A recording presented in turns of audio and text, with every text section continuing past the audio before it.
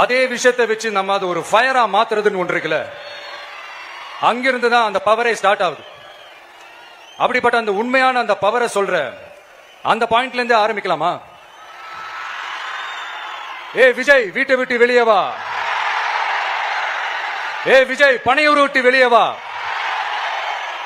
அப்படின்னு சொல்றவங்களுக்கு என் வீடு எதுன்னு தெரியுமா?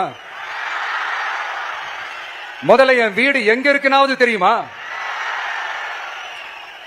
என சீண்டி பாக்கிறதா நினைச்சு கிண்டலும் கேலியுமா பேசுறவங்களுக்கு நான் சொல்றேன், இந்த தமிழ்நாடு தமிழ்நாடுன்னு சொல்றாங்களே அது மத்தவங்களுக்கு வேணா ஸ்டேட்டா இருக்கலாம், ஆனா என்ன பொறுத்த வரைக்கும் என் தாய் நாடான தமிழ்நாடு தான் என் வீடு.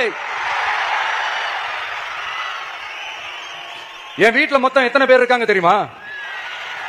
8 கோடி பேர் இருக்காங்க. ஒட்டுமொத்த தமிழ்நாட்டு மக்களும் என் வீட்டு மக்கள், என் குடும்பம், என் உறவு, என் சொந்தம். எனக்கு எல்லாமும் கொடுத்த இந்த 8 கோடி சொந்தங்களுக்கு இனிமே எல்லாமுமா கூட நிக்க போறது இந்த விஜய் மட்டும்தான். தமிழ்நாட்டோட முதல் படை வீரனா, தமிழ்நாட்டோட முதல் பாதுகாவலனா அவங்க கூடவே நிக்கணும்ன்றதுதான் என்னுடைய குறிக்கோள்.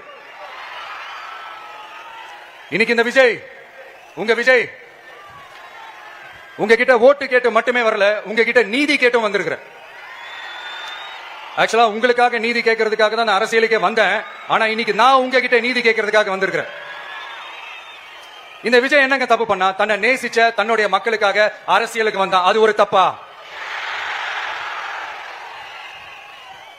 எல்லாத்தையும் ஒதுக்கி தள்ளிட்டு மக்களுக்காக மட்டுமே வந்தா அது ஒரு தப்பா?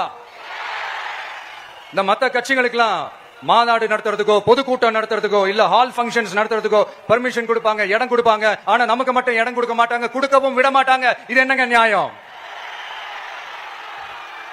நான் போய் மக்களை சந்திக்கிறதுக்கோ இல்ல மக்கள் வந்து என்ன சந்திக்கிறதுக்கோ ஒரு உரிய இடமோ இல்ல உரிய பாதுகாப்போ மத்த கட்சிகளுக்கு எல்லாம் கொடுப்பாங்க, ஆனா எனக்கு கொடுக்க மாட்டாங்க, கொடுக்கவும் விட மாட்டாங்க. இது என்னங்க நியாயம்? இந்த SOP அதனுடைய ஃபுல் ஃபார்ம் வந்து ஸ்டாண்டர்ட் ஆபரேட்டிங் ப்ரொசீஜர், ஆனா எனக்கு மட்டும் அது ஸ்டாலின் சார் ஆபரேட்டிங் ப்ரொசீஜர். இது என்னங்க நியாயம்? இந்த விஜய் உண்மையானவன்றது உங்க எல்லாருக்குமே தெரியும். நமக்கு எதிராக சதி செய்யறது யாரு, நமக்கு எதிராக சூழ்ச்சி செய்யறது யாரு, நமக்கு எதிராக பழி போடுறது யாரு, யாரெல்லாம் ஒன்னா சேர்ந்து இதெல்லாம் செய்யறாங்கன்றது உங்க எல்லாருக்குமே நல்லா தெரியும். அதனால என்னோட சொந்தங்களாக உங்ககிட்ட வந்து நான் நீதி கேட்காம வேற யாருக்கிட்ட தான் போய் கேட்பேன்? செல்ஃபே எடுக்காத ஒரு கூட்டணி கணக்கு, செல்ஃபே எடுக்காத ஒரு அறத பழைய அரித்மெட்டிக் கணக்கு, இதெல்லாம் வேலைக்கே ஆகாது. ஆணித்தரமா அடிச்சு சொல்றேன். அப்புறம் இந்த காசு கொடுத்து ஓட்டு வாங்கிடலாம்னு கனவு காண்றாங்கல்ல, அதுவும் இந்த விஜய் வந்ததுக்கு அப்புறம் நடக்கவே நடக்காது. இந்த வண்டி வண்டியா கொண்டாந்து குட்டுவாங்க, 1000 2000 3000 4000 5000 சாமி மேல சத்தியெல்லாம் வாங்குவாங்க. அப்படிதான் இத்தனை வருஷமா உங்களை ஏமாத்தி இருக்காங்க. வாங்கிக்கங்க, சந்தோஷமா வாங்கிக்கங்க, எல்லாம் உங்க பணம் தான். வாங்கிக்கிட்டு அவங்க காதிலே விசில ஊதி அனுப்புங்க. எப்படி? அவங்க செவிலே விசில ஊதி அனுப்புங்க.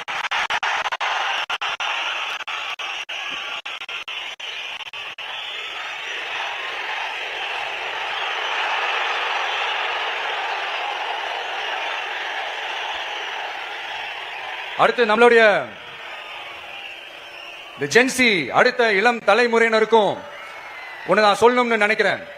இந்த பணத்தை கொடுத்து ஏமாத்தி ஓட்டு வாங்குற அந்த கலாச்சாரம் ஒழியணும். பணத்தை கொடுத்து ஏமாத்தினா ஏமாறுவீங்க. உங்களை தான் கேட்கிறேன், பணத்தை கொடுத்து ஏமாத்தினா ஏமாறுவீங்க? எல்லாரும் கொஞ்சம் கையை இப்படி வைங்களேன் எனக்காக. நான் சொல்றதை கொஞ்சம் ரிப்பீட் பண்ணுங்க. எங்க ஓட்டு எங்க உரிமை. எங்களை யாரும் விலைக்கு வாங்க முடியாது. எங்கள் ஓட்டு விசில் சின்னத்துக்கு தான். வேற யாரையும் நம்பி ஏமாற மாட்டோம்.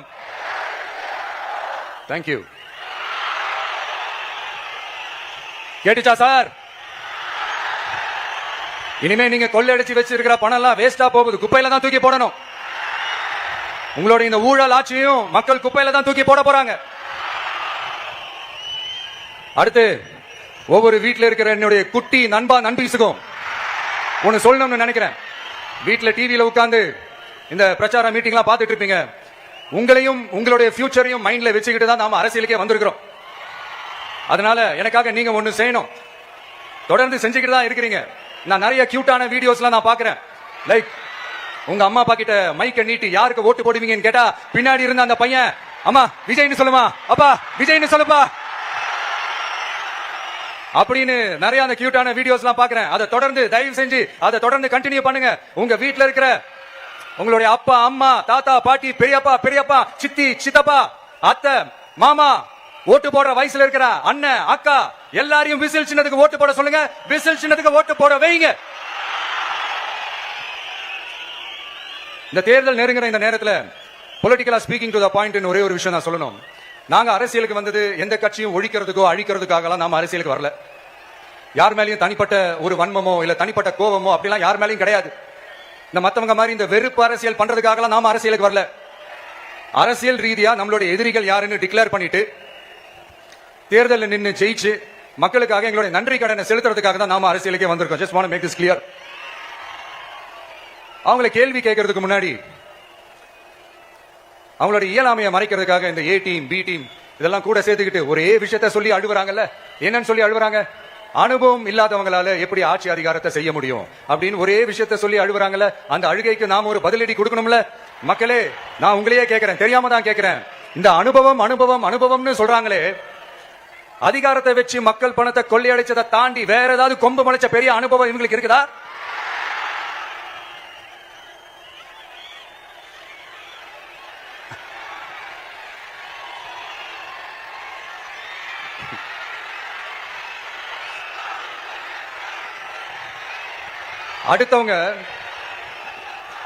அடுத்தவங்க ஆரம்பிச்ச அரசியல் கட்சியில அடுத்தவங்களுடைய அட்ரஸ்ல அரசியல்வாதிகளா இருந்துட்டு இருக்கிற இவங்க எல்லாருக்கும் ஒரு சவால். என்ன மாதிரி தனியா என்ன மாதிரி சொந்தமா ஒரு கட்சி ஆரம்பிச்சு 1% அட்லீஸ்ட் 1% வாக்கு வாங்கி காட்டுற அந்த தில் இருக்குதா, திராணி இருக்குதா? 30 வருஷமா மக்கள் இயக்கமா இருந்து இன்னைக்கு மிகப்பெரிய ஒரு அரசியல் கட்சியா வளர்ந்து இந்த கூட்டணி கட்சிகள் மட்டுமே நம்பி இருக்கிற 75 வருஷ கட்சி 50 வருஷ கட்சின்னு இன்னைக்கு ஆட்சி அதிகாரத்தில் இருந்துட்டு இருக்கிற இவங்க எல்லாரையும் மீறி இன்னைக்கு களத்துல தனியா நின்னு இந்த 2 வருஷத்துல முதன்மை சக்தியா வளர்ந்து 30% தாண்டி இன்னைக்கு மக்கள் ஆதரவை பெற்றிருக்கிற நமக்கு அனுபவம் இல்லையா? உங்களுடைய அனுபவம் என்னன்னு சொல்லட்டுமா? கட்சி ஆரம்பிச்ச அண்ணாவை மறந்தது, கட்சி ஆரம்பிச்ச எம்ஜிஆர் அவர்களை மறந்தது, கட்சியை வளர்த்த ஜெயலலிதா மேடம் அவங்களை மறந்தது. இவங்க எல்லாரும் சொன்ன விஷயங்கள், பேசின விஷயங்கள், எதையெல்லாம் ஃபாலோ பண்ணணும்னு சொன்ன விஷயங்கள் எல்லாத்தையும் மறந்தது. இவங்களுக்கு நமக்கு அனுபவம் இல்லையா? நமக்கு அனுபவம் இல்லதான். கொள்ளை அடிக்கிறதுல எங்களுக்கு அனுபவம் இல்லதான். அதெல்லாம் எங்களுக்கு சுட்டு போட்டாலும் வராது. இந்த கொள்கையை பேருக்கு மட்டும் வச்சுக்கிட்டு நேரடியா சரண்டர் ஆகிறது, மறைமுகமா சரண்டர் ஆகிறது, இந்த மாதிரி அனுபவம் நமக்கு இல்லதான். அதுவும் நமக்கு சுட்டு போட்டாலும் வராது. மக்களை நேசிக்கிற நல்ல குணம் இருந்தா போதும்யா. நல்ல சூப்பரான ஒரு நல்லாட்சி கொடுக்கலாம். நல்லாட்சி கொடுக்கிறதுக்கு மெத்த படிச்ச மேதாவிகளா இருக்கணும்ல ஒன்னும் அவசியம் இல்ல. காமராஜர் அவர்கள் மாதிரியோ எம்ஜிஆர் அவர்கள் மாதிரியோ மக்கள் சக்தியின் துணையால, மக்கள் மேல அக்கறையா இருக்கக்கூடிய நல்ல அதிகாரிகளின் துணையால சூப்பரான ஒரு நல்லாட்சி என்னால கொடுக்க முடியும். செஞ்சு காட்டுறேன்.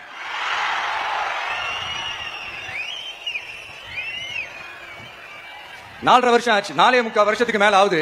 இப்போ ஒவ்வொரு வீட்டு கதவையா தட்டி உங்கள் கனவுகளை சொல்லுங்கள், உங்கள் கனவுகளை சொல்லுங்கள், நாங்கள் அதை நிறைவேற்றி காட்டுறோம். இல்ல, ஸ்டாலின் சாருக்கு மக்கள் சார்பா ஒரு கேள்வி. மக்களுடைய கனவு என்னன்னு உங்களுக்கு தெரியுமா சார்? அது சரி, அவங்க என்ன நினைக்கிறாங்கன்னு உங்களுக்கு தெரியாது, அதுக்கப்புறம் எப்படி அவங்க கனவுகளை பத்தி உங்களுக்கு தெரியும். மக்களோட கனவு என்னன்னு நான் சொல்லட்டுமா சார்? 2019, 2021, 2024 இந்த 3 தேர்தலையும் மக்கள் உங்களுக்கு வாக்களிச்சதுக்கு காரணம் நீங்க மக்களுக்கு ஏதாவது நல்லது செய்வீங்கன்னு நம்பிதான். ஆனா நீங்க மக்களுக்கு கொடுத்த பரிசு மக்களுக்கு பாதுகாப்பு இல்லாத மக்கள் விரோத ஆட்சி. அந்த மக்கள் விரோத ஆட்சியை அகற்றிட்டு அந்த இடத்தில் தமிழக வெற்றி கழகத்தை ஆட்சி பீடத்தில் அமைக்கணும் அப்படின்றதுதான் மக்களுடைய ஒரே கனவு. இந்த மக்கள் விரோத திமுக அரசை நிலைக்க கூடாது அப்படின்றதுதான் மக்களுடைய ஒரே கனவு. 100% தூய சக்தி டிவிக்கு ஆட்சி அமைக்கும். அதுல உங்களுடைய கனவுகள், உங்களுடைய ட்ரீம்ஸ் எல்லாமே ஃபுல்ஃபில் ஆகும், நிஜமாகும். தமிழ்நாடு எப்பவுமே டெல்லிக்கு அவுட் ஆஃப் கண்ட்ரோல் அப்படின்ட்டு ஸ்டாலின் சார் அடிக்கடி சொல்லுவாங்க. ஸ்டாலின் சார் எது எதெல்லாம் அவுட் ஆஃப் கண்ட்ரோல் இப்ப நான் கொஞ்சம் சொல்லட்டுமா? முதல்ல சட்டம் ஒழுங்குல அவுட் ஆஃப் கண்ட்ரோல், பெண்கள் பாதுகாப்புல அவுட் ஆஃப் கண்ட்ரோல், இளைஞர்கள் வேலை வாய்ப்புல அவுட் ஆஃப் கண்ட்ரோல். மொத்தத்தில் அவரோட ஆட்சியே ஒரு அவுட் ஆஃப் கண்ட்ரோல். இந்த வருஷம் பிகினிங்ல சட்டசபையில பேசும்போது சொல்றாங்க, மக்கள் எல்லாரும் ரொம்ப மகிழ்ச்சியா இருக்கிறாங்க, அதனால நானும் ரொம்ப மகிழ்ச்சியா இருக்கிறேன் அப்படின்ட்டு. மக்கள் சந்தோஷமா இருக்கிறத பாக்குறது கூட ஒரு சந்தோஷம் தான் சார், அது யாரும் இல்லைன்னு சொல்லல. அப்படி உண்மையிலேயே மக்கள் உண்மையிலேயே சந்தோஷமா இருக்கிறாங்க அப்படின்னா ஏன் சார் விவசாயிகள் போராட்டம் நடக்குது? ஏன் சார் மீனவர்கள் போராட்டம் நடக்குது? ஏன் தொழிலாளர்கள் போராட்டம் நடக்குது? தூய்மை பணியாளர்கள் போராட்டம் ஏன் நடக்குது? அங்கன்வாடி ஊழியர்கள் போராட்டம், செவிலியர்கள் போராட்டம், மருத்துவர்கள் போராட்டம், மாற்றுத்திறனாளிகள் போராட்டம், அரசு ஊழியர்கள் போராட்டம், ஆசிரியர்கள் போராட்டம், இடைநிலை ஆசிரியர்கள் போராட்டம், பகுதி நேர ஆசிரியர்கள் போராட்டம், இதெல்லாம் உங்க ஆட்சியில மக்கள் மகிழ்ச்சியா இருக்காங்கன்றதுக்காக நடக்கிற போராட்டமா சார்? எனக்கு தெரிஞ்சு மக்கள் சந்தோஷமா இருக்கிறாங்கன்னா பொங்கல் வச்சு கொண்டாடுவாங்கன்னு கேள்விப்பட்டிருக்கிறேன். உங்க ஆட்சியில தான் போராட்டம் நடத்தி அவங்களுடைய மகிழ்ச்சியை வெளிப்படுத்துறாங்கன்னு நினைக்கிறேன். இன்னும் தீரவே தீராத பிரச்சனைகள்னா இருக்கிற இடம் பிரச்சனை, பாக்குற வேலை பிரச்சனை, பண்ற தொழில் பிரச்சனை, விலைவாசி பிரச்சனை, தண்ணி பிரச்சனை, பஸ் வசதி இல்லைன்ற பிரச்சனை, ரோடு சரி இல்லைன்ற பிரச்சனை, ஆஸ்பத்திரி சரியா இல்லைன்ற பிரச்சனை, இப்படி எல்லாம் ஒரு அடிப்படை விஷயங்களே பிரச்சனையா இருந்தா அப்ப ஆளுங்கட்சின்னு ஒண்ணு எதுக்குதான் இருக்கிறாங்க அப்படின்னு தானே மனசுல தோணும் மக்களுக்கு. ஆட்சிக்கு வரதுக்கு முன்னாடி தான் பொய் பொய்யா அடிச்சு விட்டீங்க, இப்ப ஆட்சியை விட்டு போகும்போது கூட பொய் பொய்யா பேசுறீங்களே சார், என்ன சார் இது? மாத்தி மாத்தி பேசுறதுல நீங்க வேற லெவல் தான் சார். ஆட்சிக்கு வந்த அடுத்த வருஷமே 2022ல 70% வாக்குறுதிகளை நிறைவேற்றிட்டோம்னு சொன்னாங்க. அப்புறம் போன வருஷம் 90% வாக்குறுதிகளை நிறைவேற்றிட்டோம்னு சொன்னாங்க. அப்புறம் இந்த வருஷம் 505 வாக்குறுதிகளை 404 வாக்குறுதிகளை நிறைவேற்றிட்டோம், கிட்டத்தட்ட ஒரு 80% வாக்குறுதிகளை நிறைவேற்றிட்டோம்னு சொன்னாங்க. முதல்ல 70, அப்புறம் 90, அப்புறம் 80. இன்னும் தேர்தல் நெருங்க நெருங்க அது 60, 50, 40, 30, 20ல போய் நிக்கும்னு நினைக்கிறேன். அதையும் அவரே அறிவிப்பாரா என்னமோ எனக்கு தெரியல. முதல்வர் ஸ்டைல்லயே சொல்லணும்னா, பொய்யிலேயே பிறந்து பொய்யிலேயே வளர்ந்த புலவர் பெருமானே, கொஞ்சம் அதை திருத்தி சொல்றேன், புலுகர் பெருமானே. அது இன்னும் பொருத்தமா இருக்கும். அவருடைய அண்ட புழுகு ஆகாச புழுகு என்ன தெரியுமா? பெண்களுக்கு பாதுகாப்பு தமிழ்நாட்டில் எங்க போனாலும் கொட்டி கிடக்குதான். அப்படி அது உண்மைனா அண்ணா யூனிவர்சிட்டி அந்த பொண்ணுக்கு ஏன் சார் அப்படி ஒரு கொடுமை நடந்துச்சு? கோவை கல்லூரி பெண்ணுக்கு ஏன் சார் அப்படி ஒரு கொடுமை நடந்துச்சு? பெண் குழந்தைகள் பாதிக்கப்படுறதா கிட்டத்தட்ட 1000க்கும் மேலான போக்சோ கேசுகள் ஏன் சார் பதிவானுச்சு? போதைப் பொருள் கலாச்சாரம் கண்ட்ரோலே இல்லாம அது பாட்டுக்கு தாறுமாற எங்கேயோ போயிட்டு இருக்கு. வயலன்ஸ் எல்லாம் தலைவிரிச்சு ஆடுது. அதுக்கு ஒரு ரீசென்ட் எக்ஸாம்பிள் அந்த ரயில்வே ஸ்டேஷன்ல அந்த சிறுவர்கள் எல்லாரும் சேர்ந்து செஞ்ச அந்த சம்பவம். சட்டம் ஒழுங்கு சரியா இருந்தா ஏன் சார் இப்படி எல்லாம் நடக்குது? சட்டம் ஒழுங்கு சரியா இருக்கணும்னா முதல்ல தமிழ்நாட்டுக்கு ஒரு டிஜிபி வேணும் சார். எங்க சார் போனார் அவரு? எங்க அவரு? சும்மா இந்த ஆக்டிங் ஆபீசரை வச்சுக்கிட்டு அரசாங்கத்தை நடத்துனீங்கன்னா இப்படிதான் சட்டம் ஒழுங்கு சந்தி சிரிக்கும். முதல்ல தமிழ்நாட்டுக்கு ஒரு டிஜிபியை போடுங்க சார். அதுக்கப்புறமாச்சும் சட்டம் ஒழுங்கு சரியாவதான்னு பாப்போம். சரிப்பா, கேள்வியா கேட்கிறியே, நீ வந்தா என்ன செய்வ அதானே கேட்கறீங்க. கரெக்ட், கேட்கணும். மக்களோட அடிப்படை தேவைகளை தீர்க்கிறது தான் நம்மளுடைய ஃபர்ஸ்ட் வேலையே. அதை தீர்க்கிறதுக்கான அதை தேடி போறது, அதோட சொல்யூஷனை தேடி போறது தான் நம்மளுடைய ஃபர்ஸ்ட் அஜெண்டாவே. கொஞ்சம் வெயிட் பண்ணுங்க, தேர்தல் அறிக்கை ரெடி ஆயிட்டு இருக்கு. தெளிவான ஒரு தேர்தல் அறிக்கையாவது வரும். என்ன நம்புற உங்களை நான் டிசப்பாயிண்ட் பண்ணவே மாட்டேன்.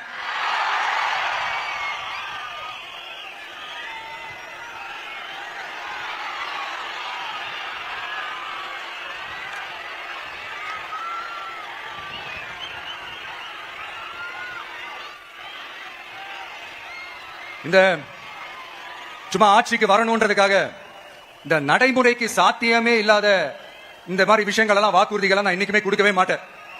அதே மாதிரி ஆட்சிக்கு வந்ததுக்கு அப்புறம் கூட அவங்க அது தரல இவங்க இது தரல அப்படின்லாம் பம்மிக்கிட்டு இல்லாம உங்களுக்காக எந்த எக்ஸ்ட்ரீமுக்கும் போய் நான் போராடவும் தயாரா இருக்கிறேன்.